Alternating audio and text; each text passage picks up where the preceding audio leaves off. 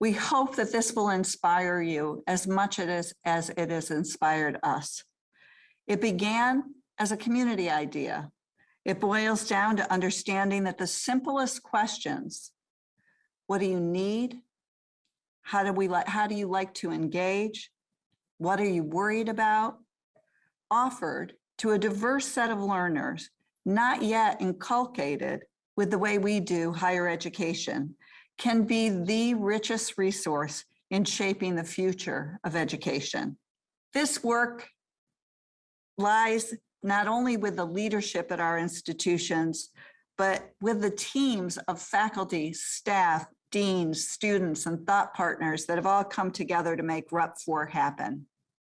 What we have become is a learning lab for the future, a place where thousands of ideas shaped by diverse students come to light through their lived experience, a place where tens of thousands of students studying across our institutions can vote on these ideas, where hundreds of ideas go to live in institutions, not die, and a place for relentless sharing.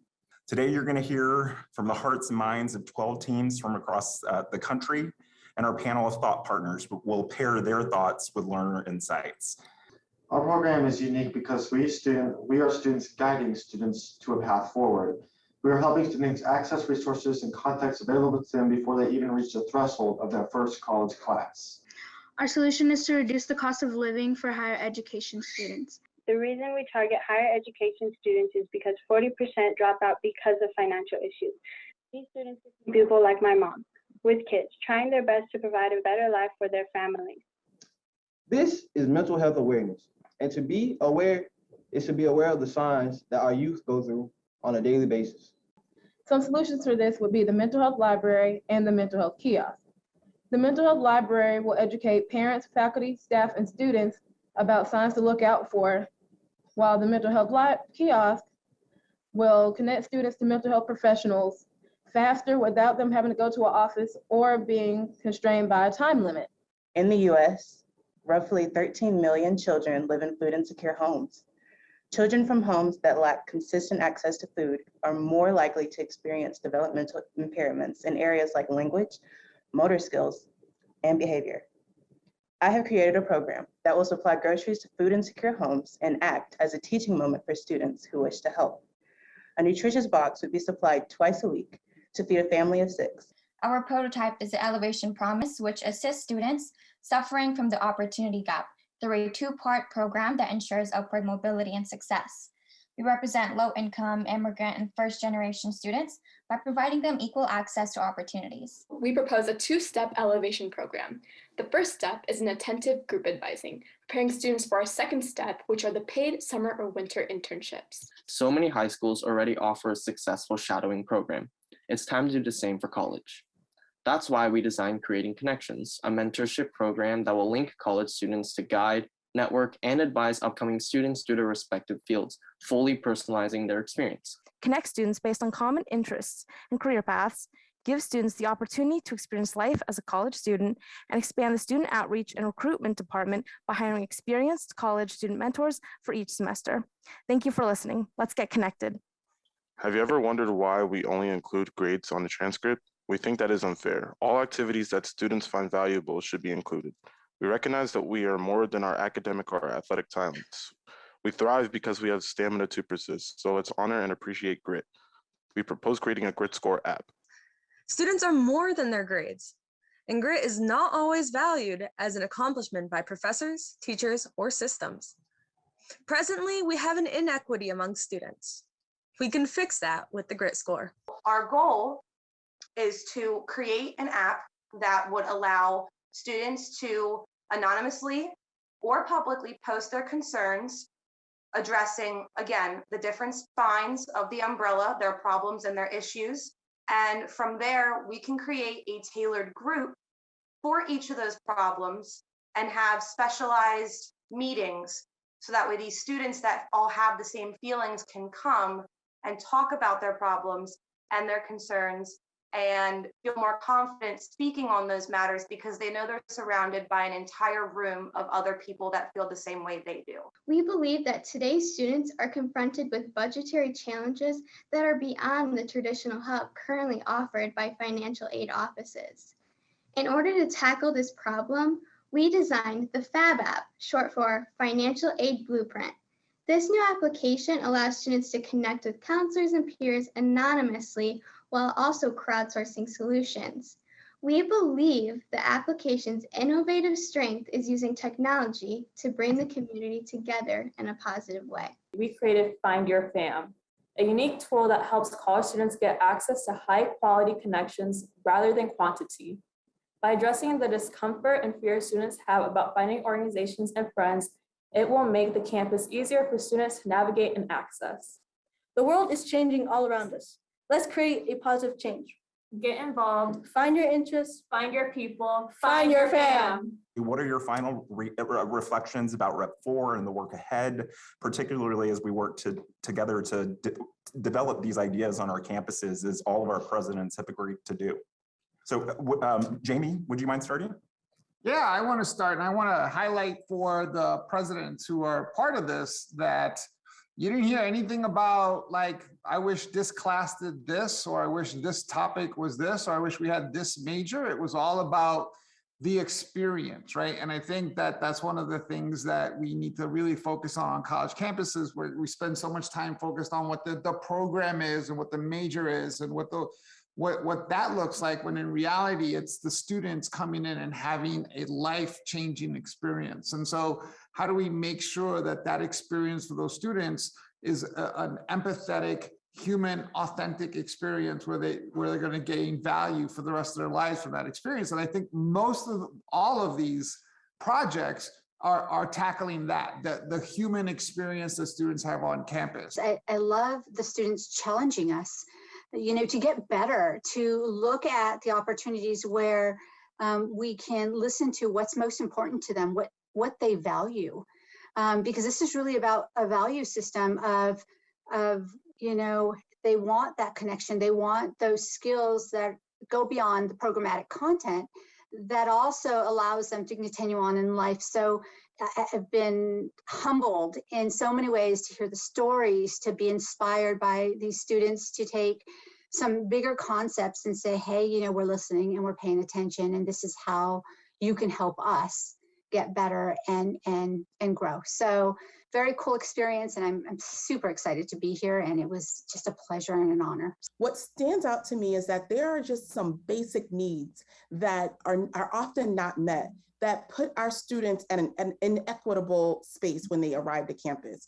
And what these students illuminated today was like, that's what we need support around, right? All the other fancy things are for naught if I don't have my mental health in order, if I don't have my hunger needs met, right? And so that I'm really struck by some basic things as we as administrators, executives, or whatever, we miss the boat on the basic needs that humans and our students have. And so as we think about equity going forward, I hope that we also hone in on some of those basic needs and make sure that that is equitable across our campuses so that our students can shine and show up the way they deserve. And I think the other thing I would just highlight is how much cross-cutting the themes were. We heard it, every single campus had at least one team talking about each one of these issues. And so I do hope that not only are the teams and ideas advanced on the campuses, but that they have a chance to come together. I know we weren't able to do an in-person national convening, but the teams, find a way to work together and make each of their ideas really shine and connect, or use each other as pilot sites. There's a lot of opportunity there. So great work to all the teams. What are you thinking about what you want to do with what you've heard today and the work you've done through Rep 4 on your campus? The fact is that we as institutions across the country are talking together, are sharing, are creating opportunities for our students to share. This is really critical. But I think like so many good ideas, we have to create an infrastructure on our campuses that allows us to support the people. And we saw some of them in our amazing students, but there are so many others behind that. Our faculty who gave their time this summer, our upperclassmen classwomen who worked with these teams to help them think through the problems that they were addressing and ask them questions and try to bring out from them some of their solutions. So I'm really excited about working with our colleagues within the university, within our local ecosystem, but also across the Rep4 Alliance as we continue to build out some of these really extraordinary ideas. It would be a shame if we don't take the mantle here and the leadership from our students and actually allow them and their ideas to fly. But the fact that we have students driving this, the fact that they're supported by these multidisciplinary teams, providing that visibility and engagement is key. Our students through this process have regained their confidence in public speaking and engagement. It's nice to see them flourish. We have to continue to support them. What we're excited about is 2 of those students are joining us this fall that wouldn't have come otherwise. And so we get to bring these students on board and to engage them and connect them. And we're going to make sure that people continue to hear their voices and find ways to leverage that, leverage them to help us to continue this conversation. We have to be very courageous, I think, in the way we're moving forward, because quite frankly, this isn't the way we normally think. This isn't the way we normally do business, but it is the way we should be doing this work. And I think what we've tried to do with this is listen carefully and then embrace a new way of attacking the issues and problems we face, and do it with a little bit of humility and curiosity to say, how does it work for you? You know, what happens on your campus?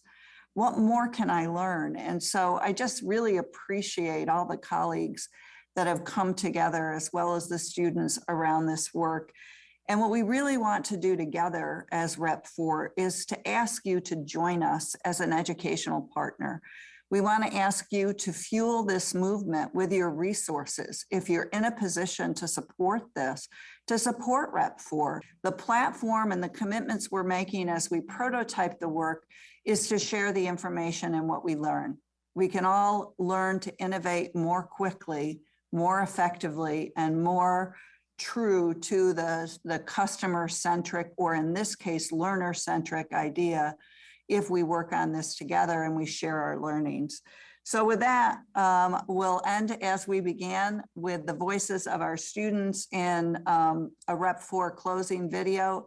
I thank everyone. I know this was a big, big commitment of time. I hope you found it worth it. I know I did. And thank you to everyone who joined us.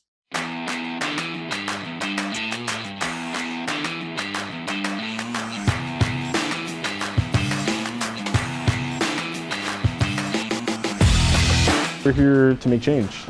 It's here for the students to speak up so we could be heard for generations to come. Students have the voice to make a difference in their education. And making it all work together and kind of meeting in the middle point, and then just having that aha moment within the group, it was amazing.